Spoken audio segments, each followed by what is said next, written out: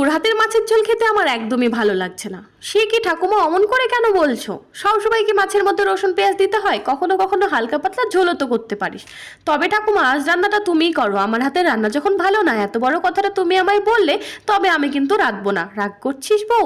না না, রাগ কেন? সবসময় নিজে রান্না করে খেতেও তো ভালো লাগে না। আমারও তো মন চাই কেউ আমায় একটা দিন অন্তত রান্না করে খাওয়া। কোনো রকম ভাতটা নামিয়ে চলে যাই ঘরে, বসে বসে আজ ফোনই ঘাটবো, রান্না আর করছি না। রোজ রান্নাও করবো, খাওয়ার সময় তৃপ্তি করেই সবাই খাবে, আর যেই মাত্র খাবারটা হজম হবে তখন শুরু হবে দুর্নাম। ও নাথ বউ, ওই যে আবার ডাক পড়েছে। আয় শিগগিরই রান্নাটা কর, খেয়ে যে আবার আমায় বাড়ি ফিরতে হবে। না ঠাকুমা, আজকে রান্নার দায়িত্বটা আমি একদমই নিতে পারবো না।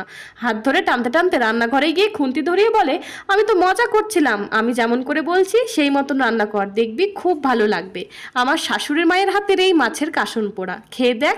বাহ ঠাকুমা, আমি তো সত্যিই মাছ রাঁধতে পারতাম না, আজকে রান্নাটা যেন মুখের স্বাদই বদলে দিল।